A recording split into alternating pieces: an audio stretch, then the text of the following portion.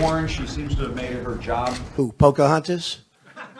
Pocahontas, well, no, look, she is. It's very offensive. You tell me. Oh, really? Oh, I'm sorry about that. Pocahontas? Is that what you said? Okay. My mom and dad were very much in love with each other, and they wanted to get married. And my father's parents said, absolutely not. You can't marry her because she's part Cherokee and she's part Delaware. And after fighting it as long as they could, my parents went off. They eloped. It was an issue in our family the whole time I grew up about these two families. It was an issue still raised at my mother's funeral. So what I know about my parents is I know that in that little town they grew up in, that my father's parents knew enough about my mother and her family. So you have no doubt? To say, I have no doubt. Well, let's assume then that that's the fact, that you're 1/32nd. No, that doesn't tell you. Don't do that. Well, why shouldn't I do that? But that is the fact, no, is it not? No, it is not. Why not? It's not about the number. There are lots of people who are not enrolled in tribes. Forget the number. You have acknowledged that in that National Law Directory, you listed yourself as a minority. If your family had an African-American, like you have that grandparent or great-great-grandparent was a Cherokee, would you call yourself a black and expect African-Americans to accept that? You mean if that my same, father's, well, let me think about this. If that same ancestor was black and not a Cherokee. It's not that ancestor. It's if my father's parents had said, you can't marry her because she's black, and that had been part of our family growing up, that we had two different families. You would be comfortable saying you're black? It would be part of identification. Is your opponent's character an issue in this race? 90 seconds. Well, thank you, John. And before I answer that question, I want to thank you for holding this event and obviously WBZ for putting it forth. I want to thank Professor Warren for coming out. I want to thank the viewers and listeners for participating as well. As you know, I'm from Rentham, have been the senator for 2.5 years. That being said, aside from my marriage to Gail of 26 years and the birth of my kids, being your senator has been the greatest honor I've ever had. And I think character is important. As you know, I think what you're referring to is the fact that Professor Warren claimed that she was a Native American, a person of color. And as you can see, she's not. That being said, she checked the box, and she had an opportunity actually to make a decision throughout her career. When she applied to Penn and Harvard, she checked the box claiming she was a Native American. And you know, clearly she's not. That being said, I don't know, and neither do the viewers know, whether in fact she got ahead as a result of that checking of the box. But the only way that we'll be able to find that out is to have her release her personnel records, have Harvard release their personnel records to make sure that she did not have an advantage that others were entitled to. So when you are a United States Senator, you have to pass a test, and that's one of character and honesty and truthfulness. And I believe, and others believe, that she's failed that test. Racism and bigotry, he's got as his strategic advisor a person who's a white supremacist, and he's now doubling down. There's no evidence he's a white supremacist. I mean, he obviously, there's, you know, people who are white supremacists who support Donald Trump and who support, like, Breitbart or Steve Bannon, but... Come on. Well, I mean... Are we really, I mean, Steve Bannon has certainly associated himself with white supremacists. Will you go that far? I mean, I don't know that you can say, though, he's a white supremacist. Well, he has associated himself with white supremacists. Is that close enough? I mean, this is a guy whose appointment is applauded by the KKK. I mean, what Donald Trump is doing is he's putting, so far, he has said that he's going to go forward on bigotry and that he's going to go forward on Wall Street insiders. And I think this is a real problem for the American people. I don't think this is where the American people want to go. I come to the Senate floor today to ask my Republican colleagues a question. Do you have any idea what year it is? Did you fall down, hit your head, and think you woke up in the 1950s or the 1890s? Should we call for a doctor? Let's be really clear about something. The Republican scheme to defund Planned Parenthood is not some sort of surprised response to a highly edited video. Nope, it's just one more piece of a deliberate, methodical, orchestrated right-wing attack on women's rights. I don't know what was acceptable in 1890 or what was shocking in 1950. The Archbishop of Chicago said, have we so muted the humanity of the unborn child that some consider it acceptable to speak freely of crushing a child's skull to preserve valuable body parts? Was that acceptable in 1890 or 1950? The commerce of body parts, the Archbishop says, of defenseless unborn children is callously discussed over lunch. A woman who spoke yesterday on the Senate floor talks about a sheer disdain for human dignity and a complete disregard for women and their babies. And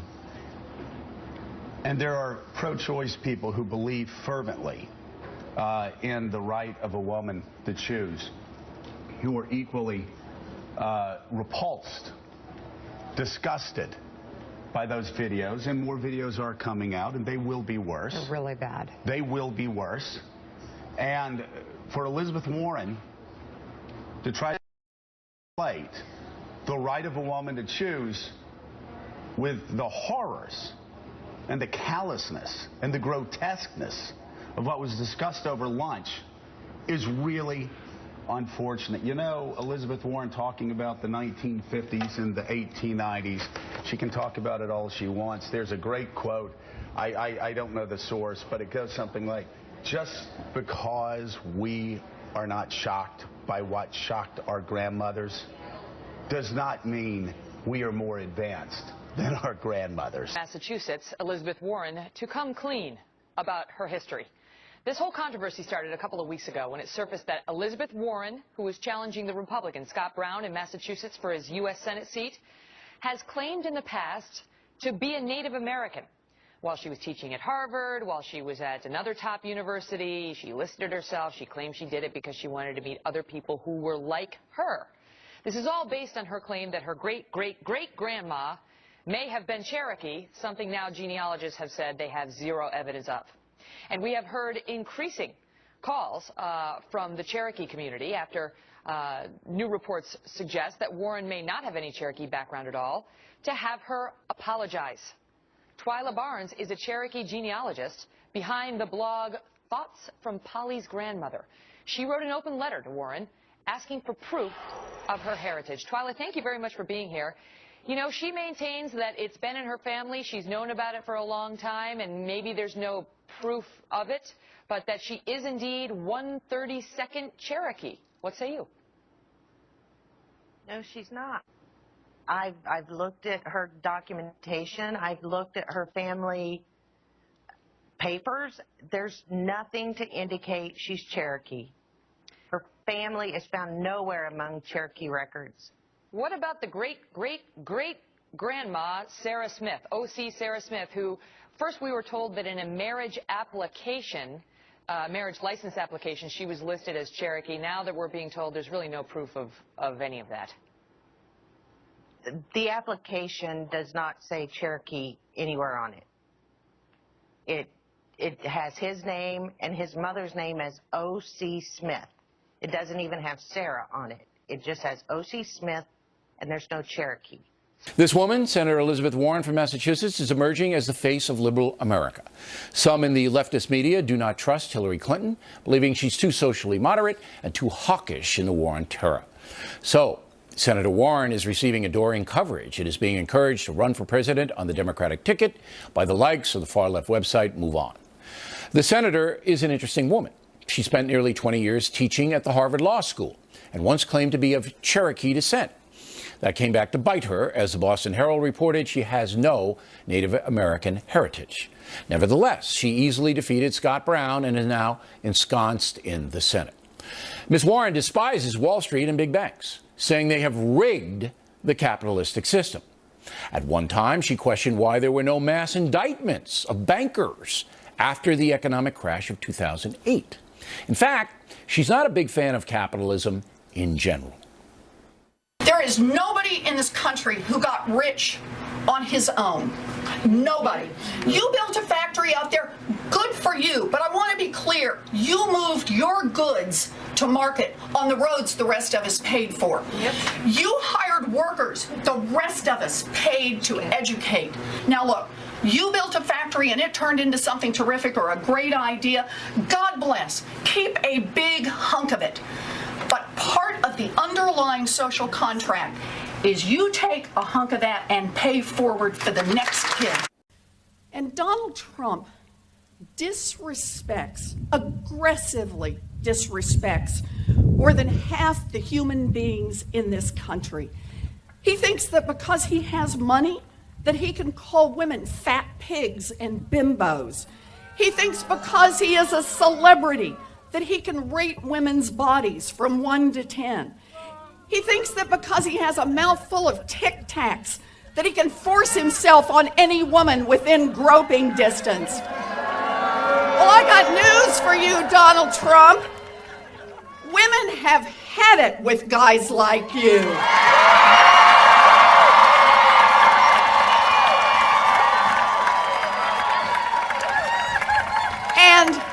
And nasty women have really had it with guys like you.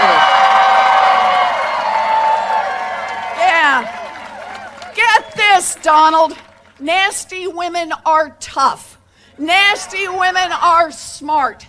And nasty women vote. There's a piece from the Bedford Minuteman that really tells the story of how sexual violence impacts Massachusetts. And this is what it said. They are mothers, daughters, sisters, fathers, sons, and brothers. Mr. President. They are. Mr. President. The Majority Leader. The senator is impugning the motives and conduct of our colleague from Alabama as warned by the chair. Senator Warren, quote, said Senator Sessions has used the awesome power of his office to chill the free exercise of the vote by black citizens. I call the senator to order under the provisions of Rule 19. Mr. President. The senator from Massachusetts. Mr. President, I am surprised that the words of Coretta Scott King are not suitable for debate in the United States Senate. I ask leave of the Senate to continue my remarks. Is there objection? Object. I appeal the ruling. Objection is heard. The senator will take her seat. As is the case with every part of Trump's foreign policy, we're all trying to understand, what is the strategy? Do you think this was more of a message to North Korea? You know, if we can't figure out what it means, it's sort of hard to make that a message. One of the things we want to know is what was the impact on civilians. I think it's powerfully important. You know, you go back to General McChrystal talking about the importance of knowing who gets killed in these attacks, because that's the real question about our future safety. Who's going to be out there fighting us in the future? Can I answer the questions for us before? Doesn't Donald Trump just want to kill the people who want to kill us? Disappearing middle class. And make no mistake, for this 67-year-old grandmother of 3, it is personal. This is the best way I know to fight for their future. Are they going to be better off than your generation? The odds are not in their favor. When I grew up in America, the chances that a kid would do better than her parents were better than 90%. Today, the chances that a kid is going to do better than her parents are less than a coin toss.